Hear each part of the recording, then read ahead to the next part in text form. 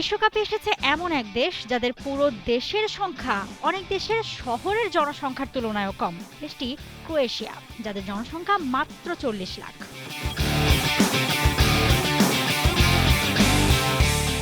কিন্তু 2018 সালে সেই দেশটাই পুরো বিশ্বকে অবাক করে দিয়েছিল। দলে ছিলেন Luka Modric, Ivan Rakitic, Mario Mandzukic, Ivan Perisic, তবে কেউ ভাবেনি যে এই দলটা ফাইনাল খেলবে।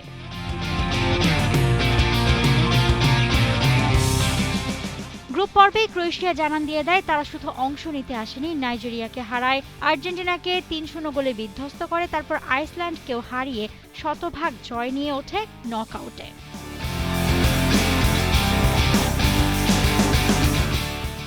এরপর শুরু হয় তাদের সহনশীলতার পরীক্ষা। শেষ ষোলোতে ডেনমার্ক 120 মিনিটের লড়াই, টাই ব্রেকারে জয়। কোয়ার্টার ফাইনালে স্বাগতিক রাশিয়া আবারও 120 মিনিট, আবারও টাই ব্রেকার, আবারও জয়। AKS অর্জন করলো গিনেস ওয়ার্ল্ড রেকর্ডস।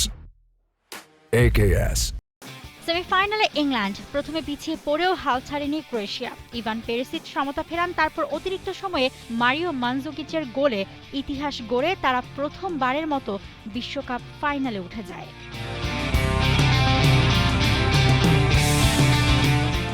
টানা 3টি নকআউট ম্যাচ, 3টি 120 মিনিট। শারীরিকভাবে ক্লান্ত কিন্তু মানসিকভাবে অদম্য ফাইনালে অপেক্ষা করছিল শক্তিশালী ফ্রান্স। শেষ পর্যন্ত 4-2 ব্যবধানে হেরে যায় ক্রোয়েশিয়া।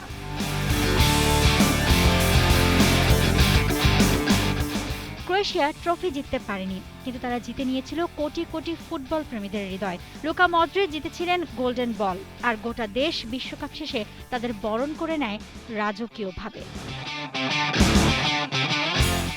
মৌসুমী আলম, টে sports.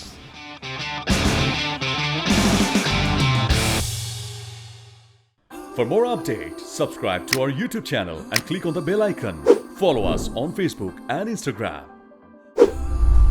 Download T-Sports app to enjoy exciting games and highlights. Visit tsports.com.